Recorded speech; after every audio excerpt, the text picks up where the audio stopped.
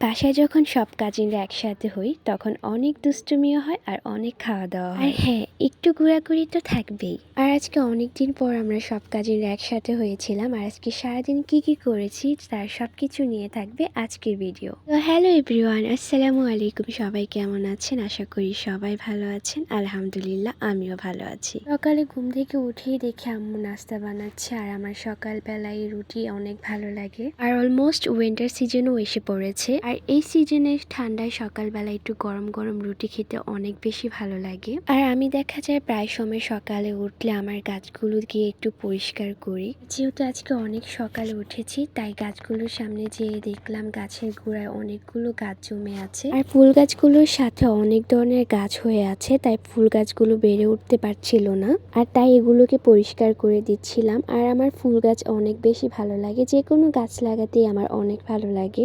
মাশাআল্লাহ, এই গাছগুলোতে প্রায় 25 থেকে 30টা ফুল ফুটেছিল। আর ফুলগুলো দেখতে মাশাআল্লাহ খুব বেশি সুন্দর হয়েছিল।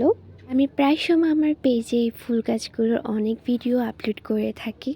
আর এই দুবলা ফুল গাছগুলোতে বেশি যত্ন করতে হয় না, এগুলো এমনিতেই বেড়ে যায়। আমাদের বাসায় আরো অনেক ফুল গাছ আছে।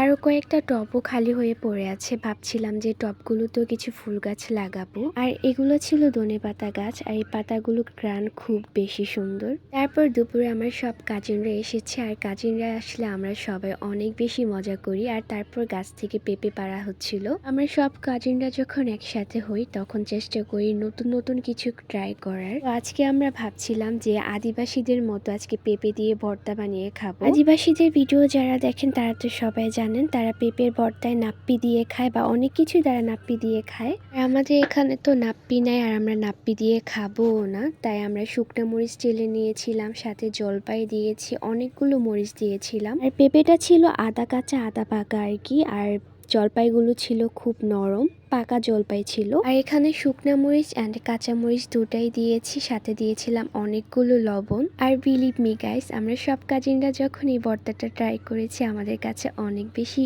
অন্যরকম একটা টেস্ট লেগেছিল। আর এই ভর্তাটা আমরা ফার্স্ট টাইম ট্রাই করেছি, এটা একদম ইউনিক টাইপের একটা ভর্তা ছিল। আর এই ভর্তাটাতে যদি তেঁতুল দেওয়া হতো তাহলে আরো বেশি মজা হতো। আমরা অনেক মজা করে খেয়েছি। এরই ভিতরে আমরা খাওয়া দাওয়া শেষ করে সবাই ভাবতেছিলাম যে আজকে বিকেলে কোথায় যাওয়া যায়। যেই কথা সেই কাজ, আমরা সবাই সন্ধ্যায় বের হয়ে গেলাম চটপটি অ্যান্ড ফুচকা খাওয়ার জন্য। আমরা সব বোনরা যখন একসাথে হই তখন যে সময়গুলো কিভাবে চলে যায় আমরা একদম ভাবতেই পারি না।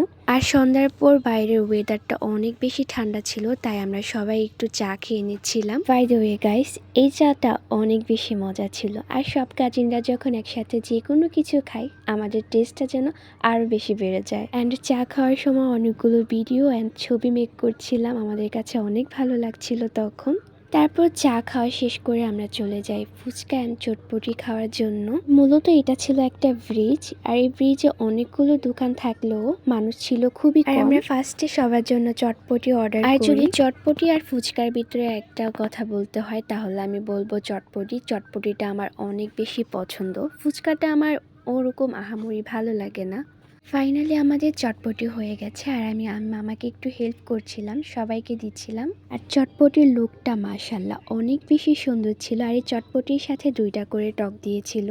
একটা ছিল মিষ্টি টক, যে টকটা আমার অনেক বেশি ভালো লেগেছিল। আর আরেকটা ছিল একটু টক টাইপের টক ছিল আর কি ওইটা। আর এটা ছিল আমার প্লেট। আর আমার প্লেটের উপরে একটু পেঁয়াজ বেশি করে নিয়েছিলাম। আর এরকম ঠান্ডার সিজনে বাইরে বসে এই চটপটিটা খেতে আমাদের কাছে অনেক বেশি ভালো লেগেছিল। আর তারপর আমাদের ফুচকাগুলো রেডি করা হচ্ছিল। ফুচকাগুলোতেও 2টা করে টক দেওয়া হচ্ছিল। আর এই টকগুলো খেতে এত বেশি মজা। এখানে আবার আমার একটা বোন বোম্বাই মরিচ দিয়ে নিয়েছিল, আর আমরা তো ঝাল একদমই খেতে পারি না। তারপর খাওয়া দাওয়া শেষ করে বাসায় চলে এলাম। সো আজকের ভিডিওটা সবার কাছে কেমন লেগেছে অবশ্যই কমেন্ট করে জানাবেন। আর আজকের ভিডিওটা এখানে শেষ করছি। সবাই ভালো থাকবেন। আল্লাহ হাফেজ সবাইকে।